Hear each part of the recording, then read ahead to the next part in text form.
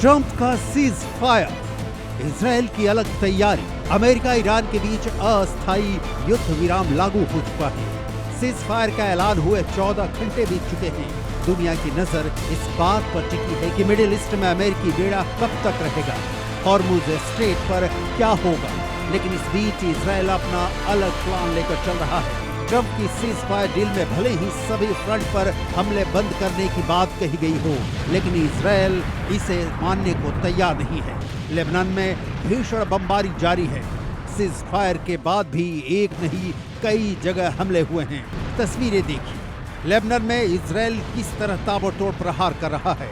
Hezbollah commanders को ढूंढ कर खत्म किया जा रहा है। सीडोन शहर में अस्पताल पर हमले की तस्वीर सामने आई। अल कासमिया में इमारत पर स्ट्राइक हुई।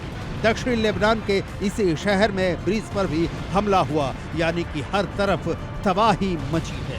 इन हमलों को लेकर ईरान और लेबनान में लोग सीज फायर उल्लंघन का सवाल उठा रहे हैं, लेकिन इजराइल ने साफ कर दिया है कि युद्ध विराम सिर्फ अमेरिका और ईरान के बीच है। लेबनान उसमें शामिल नहीं है। लेबनान में हिजबुल्लाह के पूरी तरह खत्म होने तक हमले जारी रहेंगे। लेबनान में अब तक 12 लाख से ज्यादा लोगों को घर छोड़ना पड़ा है। IDF ने आज भी दक्षिण बेरूत, टायर शहर, जहरानी नदी के आसपास से हटने को कहा है। युद्ध में अब तक करीब 1,500 लोग मारे जा चुके हैं, 4,800 लोग घायल हो चुके हैं। इजराइल का कहना है कि लेबनान के रिहायशी इलाकों में ही हिजबुल्लाह ने अपने ठिकाने बनाए हैं और वहीं से इजरायली सैनिकों पर हमले होते हैं, इसलिए पूरा इलाका साफ होने तक अभियान जारी रहेगा।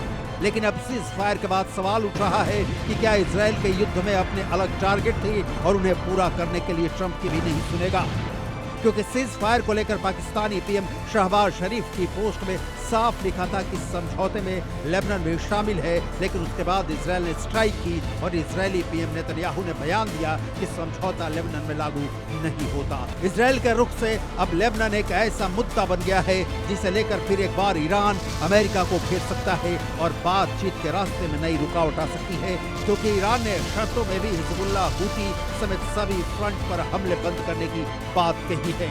ऐसे में लेबनान के हालात फिर एक बार पूरे मिडिल ईस्ट को चिंता में डाल रहे हैं। Bureau report, CBTI।